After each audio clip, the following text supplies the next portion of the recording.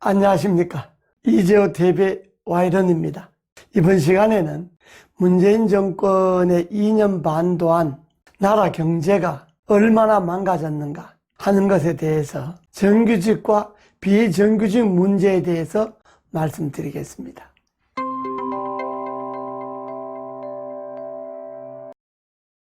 (2년) 반 만에 비정규직이 87만 명이 증가를 했습니다.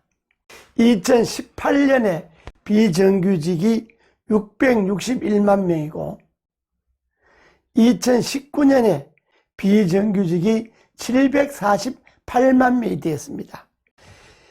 일자리 정부라고 표방했던 문재인 정권은 일자리 정부가 아니라 노일자리 정부, 일자리를 없애는 정부가 되어버렸습니다. 이 취임 초에 첫 행보가 인천공항에 갔지 않습니까? 여러분들도 기억하시지만 인천공항에서 한 말이 뭡니까? 비정규직을 100% 정규직으로 전환하라. 비정규직을 없애라. 그러니까 그 자리에서 인천공항 사장 대통령 말에 맞장구 치고 그렇게 하겠다고 이야기했잖아요. 그런데 인천공항의 비정규직은 2년 반이 지난 아직도 해결이 안 되었습니다. 안 될 수밖에 없죠. 거의 한국이 초고령화 사회로 접어들게 되었지 않습니까? 게다가 경기가 부진하지 않습니까? 그러니까 단순히 경기 부진이라 그러면 잘 피부에 안 와닿는데 우선 수출이 안 되지 않습니까? 수출이 줄었죠. 투자가 줄었죠. 소비가 줄었죠. 그럼 자연적으로 일자리가 줄어들 수밖에 없지 않습니까?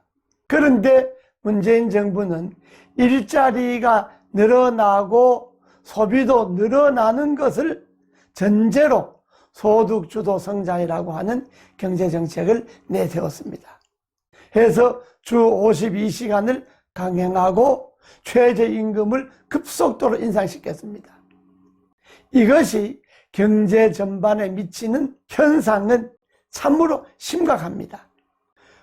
굳이 수치를 이야기 안 해도 중소기업, 소상공인들이 무너지죠. 자영업은 거의 무너졌죠. 그건 우리가 다니다 보면 비어있는 가게가 수두룩하잖아요. 강남의 어떤 건물은 10층짜리 건물 통째가 비었다는 것 아닙니까?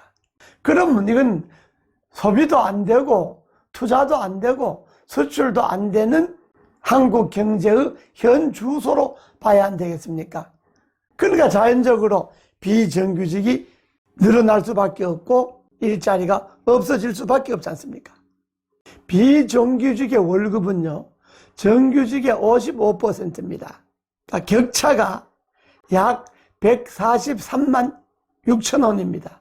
정규직과 비정규직의 임금의 격차가 역대 최대로 폭이 큽니다. 지금 문재인 정부 들어서서 소득주도 성장이라고 하는 경제정책의 실패로 인해서 양극화도 역대 최대로 늘어났습니다. 정규직의 월 평균이요 316만 5천 원입니다.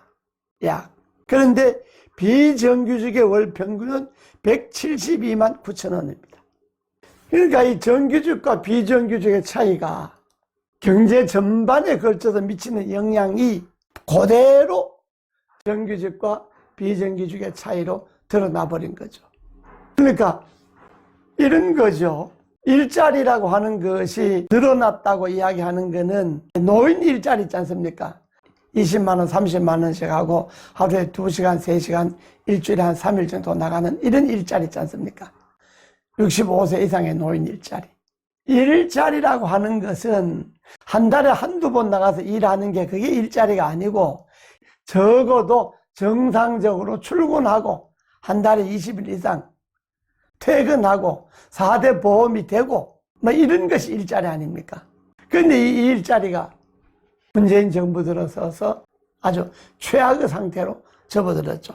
청년 일자리는 말할 것도 없죠. 여기다가 국가비 점점 늘어나죠. 사회 곳곳에 복지 수요는 늘어나는데 이 복지도 현금 복지지 않습니까? 그러니까 국민이 세금 받아갈까 공짜로 돈 나눠주는 이 복지죠. 여기 늘어나니까 이 국가의 빚은 점점 늘어날 수밖에 없지 않습니까? 이게 문재인 정부 2년 반 동안의 경제정책입니다.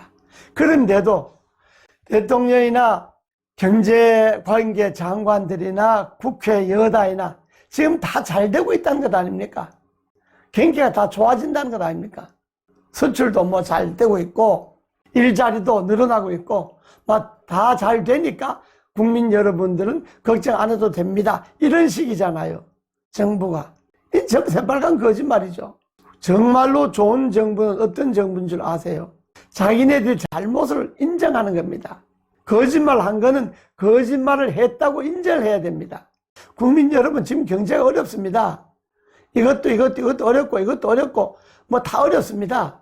그러니 지금까지 저희들이 쓴 경제정책, 소득주도 성장, 그 잘못한 것 같습니다. 이론은 좋았을는지 모르지만은 실제 한국 경제 현실에서는 안 맞는 것 같습니다. 고치겠습니다. 뭐 이렇게 나가는 정부래야 국민들이 믿잖아요. 신뢰를 하잖아요. 아, 정부가 잘못은 잘못으로 인정하는 거구나. 이렇게 인정하지 않습니까?